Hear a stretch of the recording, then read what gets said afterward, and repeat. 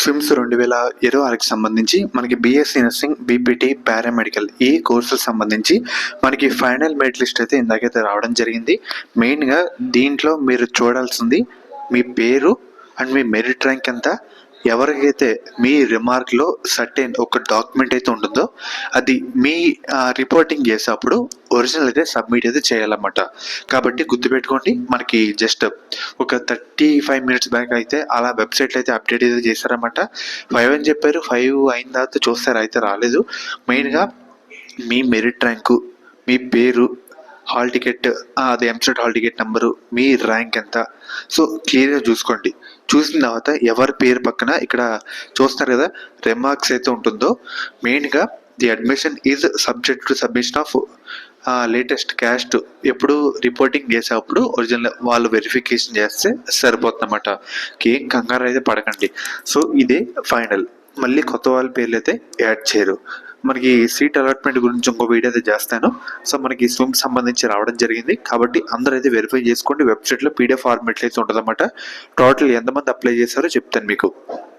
ఎంతమంది పేర్లు ఉన్నాయంటే 4,104 మంది పేర్లు అయితే ఉన్నాయన్నమాట. వీళ్ళందరూ కౌన్సిలింగ్ అయితే ఎలిజిబుల్. అందరికీ సీట్ వస్తుందా అంటే రాదు. ఎందుకంటే మన కేటగిరీ బట్టి, మన ఏరియా బట్టి, మన ర్యాంక్ బట్టి కూడా రావడం జరుగుతుంది.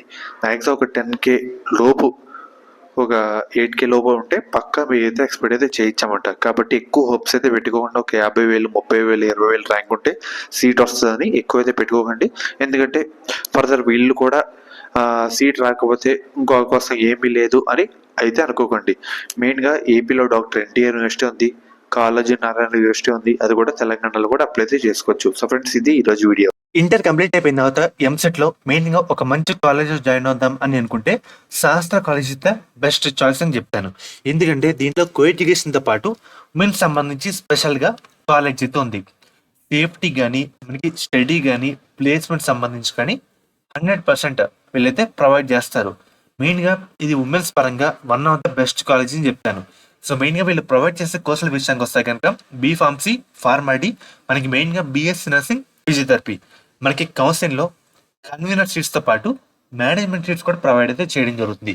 సో లిమిటెడ్ సీట్స్ మాత్రమే మనకి అందుబాటులో అయితే ఉన్నాయన్నమాట. మీకు ఎటువంటి డౌట్ ఉన్నా స్క్రీన్ మీద కనిపించే ఈ నెంబర్కి ఒకసారి కాంటాక్ట్ అయితే అవ్వండి. వాళ్ళైతే డీటెయిల్ గా గైడ్ చేస్తారు. సో ఎలా జాయిన్ అవ్వాలి, మనకి ట్యూషన్ ఫీజు ఎంత, హాస్టల్ ఫీజు ఎంత అని క్లియర్ కట్ గా వాళ్ళైతే చెప్తారన్నమాట. అర్థమవుతుంది కదా? స్క్రీన్ మీద కనిపించే నెంబర్కి ఒకసారి కాంటాక్ట్ అయితే అవ్వండి. లిమిటెడ్ సీట్స్ మాత్రమే అందుబాటులో అయితే ఉన్నాయన్నమాట.